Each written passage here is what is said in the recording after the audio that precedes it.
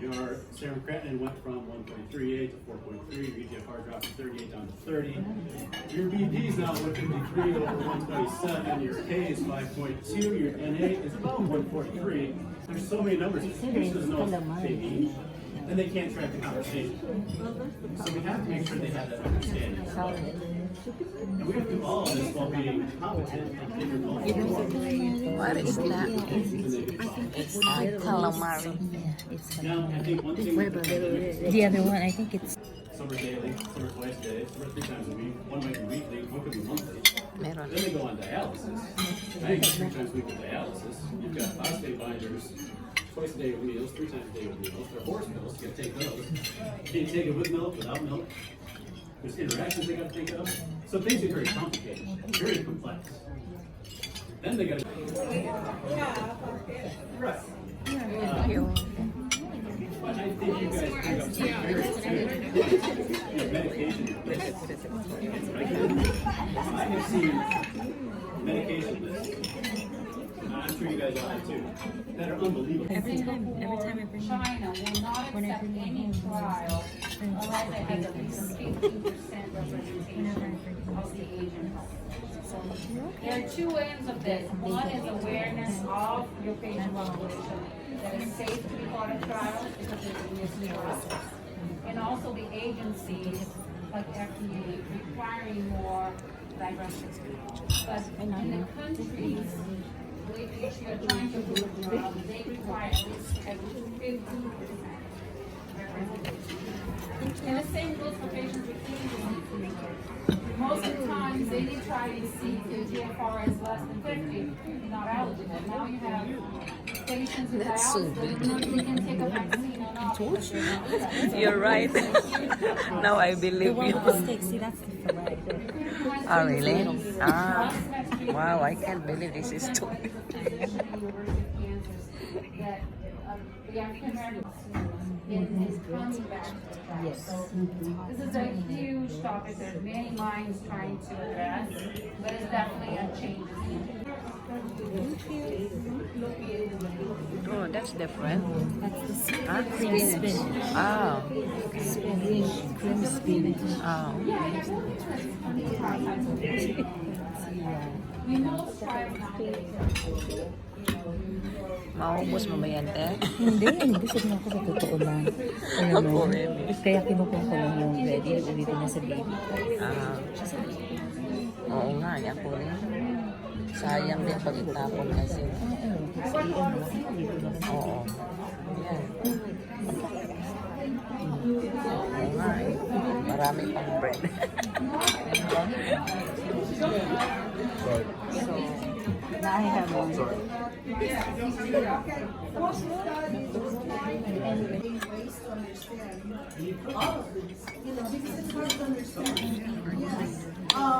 For those who are in research, for those who are engaged, very heavily on things like this, sure, Yes.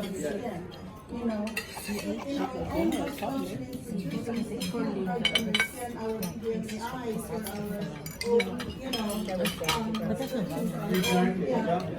much more than I think that before we even talk about No, that's good. That's very true. That is very good. Because I'll tell you, I would like to congratulate everyone because 2021, the PNA of Greater Kansas City was founded in 1991. So we are celebrating our 30 years. We would like to thank Sibeli and your team for sponsoring this program. This She has been working with us for the last 5 years. Thank you. But anyway, I would like to thank the president of the organization, Tess, for giving me a few minutes tonight, because I would like to share with you what's going on in the Philippines during this pandemic. I'm sure you are aware that the Delta variant is already pervasive in the Philippines, and I would like to focus on the Metro Manila, which is the capital region of the Philippines. This is a sprawling metropolis composed of 16 cities and municipalities and the home of 13 million people. So right now they are battling I already variant, and the Department of Health is reporting that they're having like 8 to 10,000 cases a day, and it's still surging in Manila. Wow, that's a lot. So the government placed the region under ECQ, which is the tightest form of lockdown. What that means is, this is already like 4 billion pesos that will cost the economy, and what it means is, people are to stay home. That's mandated by the government. And the head of the household is expected to enforce the family lockdown, which means 18 years old and below and 65 years old and above need to stay in the house. And the government will give you one quarantine pass for one family member to go out and get your buy your necessities. So with this situation, thousands of people are losing their jobs or being displaced from their jobs, and the economy is going down, and a lot of people are just, a lot of our construction workers cannot go to work. Of course, there's some indoor dining, so restaurant workers don't have jobs. Even administrative positions are being eliminated and they are being laid off. So it's creating, according to the Department of Gold, which is the Department of Employment, they already have lost 167,000 jobs since this pandemic. So, especially in the Philippines, there's a lot of what they call this informal sector of the society, workers that are like, depending on their jobs, like our jeepney drivers, our tricycle drivers, our beautician, our manicurists, all that sector of the society, and even the scrap collectors staying at home, and they depend on this job for their food. So there's a lot. They're struggling right now, to have to meet their economic needs, and a lot of families are just scrounging to bring food to their table. So I know we have a lot of bountiful blessings here in the United States, and I would like to share with you how we can share our blessings.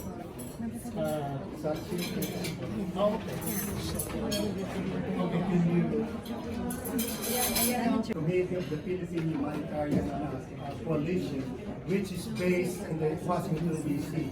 This came about when in 2013, right after Typhoon Haiyan or Yolanda struck the Philippines. This is a super typhoon that devastated Tulong City in the island of Leyte. And it leaves like 6,000 people dead and thousands of people were homeless. So during that time, Ambassador Chris at Washington, D.C. Mobilized and started this coalition. And we started, there was a concert. We invited Filipino talents, to have a concert in the Kennedy Center. And that event, we raised about over $600,000, and everything went to the victims of the typhoon. And since then, the coalition has been responding to the disaster in the Philippines. With the global warming, the Philippines is visited on an annual basis about 30 to 35 typhoons a year. So this is what we're doing. So how can we help? 2 weeks ago, we did this program together with the Philippine Nurses Association of America Foundation, which I served as a two-term president from 2011 to 2015. So we have this program called 555 Tulong Filipino, which means help for the Philippines. Rice is the staple food in the Philippines. We know that we all grow up eating rice 3 times a day. Our parents eat us like 3 times. We have fried rice in the morning, steamed rice, apparently lunch and dinner. So it's very important that we have rice in our meals. And I heard some people they have a headache if they don't eat rice. So anyway, with your $5 donation, your $5 will buy 5 kilos of rice, Wow, and that's it can feed one family of 5 for 5 days. Wow, Your $25 can buy 25 kilos of rice, and that will feed 5 families, a total of 25 person for 5 days.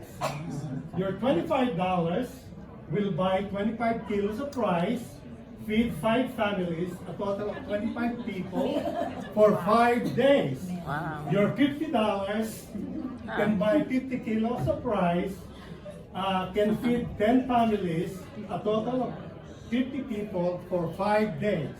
Ah, With your $100, that's a lot. that can buy 100 kilos of rice for 20 families, a total of 100 people for 5 days. And of course, your $1,000 will buy 1,000 kilos of rice that can feed 20 families, a total 200 families, a total of 1,000 people for 5 days. See, with the exchange, your $1 or $1. Maliit lang pala.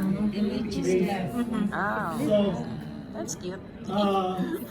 we would like for you to, help, and there's 4 ways on how you can donate.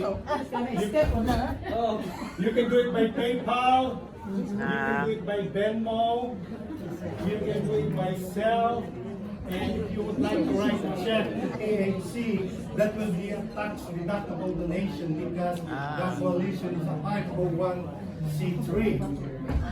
So, but this is how we do it. We already sent some money because hunger cannot wait. Yeah, that's true. And we have some ground workers in the Philippines. These are trustworthy, well vetted, that we've been working with. And we use these non-governmental, and also if you have heard of Caritas, which is the charitable arm of the Diocese of Manila, so to make sure that your donation will go directly to the poverty-stricken victims of the pandemic. Right now, they don't have any food pantry because it's a lockdown. So we are mobilizing some volunteers to go distribute the rice from one house to the other.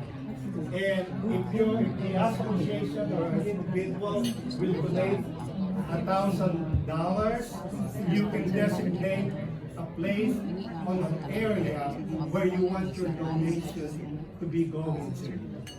We have a donor that's from Tondo, Manila, and they gave $1,000, and it goes to that area.